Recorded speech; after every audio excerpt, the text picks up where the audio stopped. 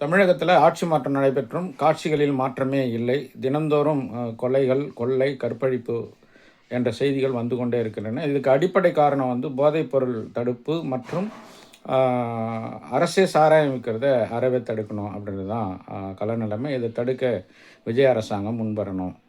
இதை தாண்டி தூத்துக்குடி விளாத்திக்குளமில்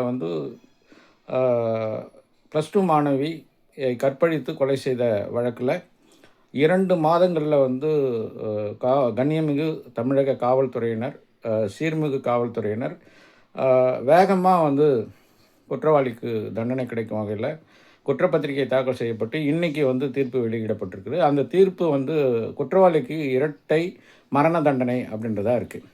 உள்ளபடியே இந்த மரண தண்டனை பெறுகின்ற குற்றவாளிகளை வெளிநாடுகளில், மிக குறிப்பாக சவுதி அரேபியா போன்ற மேலை நாடுகளில் எப்படி பொதுமக்கள் முன்னிலையில் குற்றவாளிகளுக்கு தண்டனை கொடுக்குறாங்களோ அதே மாதிரி ஒரு தண்டனையை நிறைவேற்றினால் மாத்திரம்தான் குற்றச்சம்பவங்கள் குறைக்கப்படும் அப்படின்றத பொதுமக்களின் பார்வையில் இருந்தும் என்னுடைய பார்வையில் இருந்தும் மிக கடுமையாகவும் தண்டனைகள் உறுதிப்படுத்தினால் மாத்திரம்தான் குற்றங்களை தடுக்க முடியும் அப்படின்றதும்.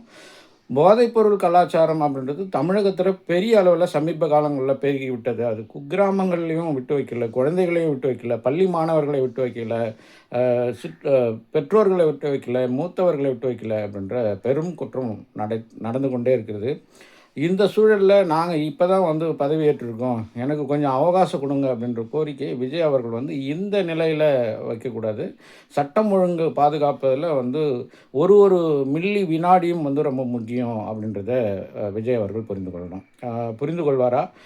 மேற்படி விளாத்திக்குளம் குற்றவாளிக்கு உடனடியாக தண்டனை நிறைவேற்றணும். பொதுமக்கள் பொதுவெளியில் வச்சு அது லைவ் டெலிகாஸ்டிங் பண்ணுங்கள் அப்படின்ற கோரிக்கையை நம்ம வைக்கிறோங்க.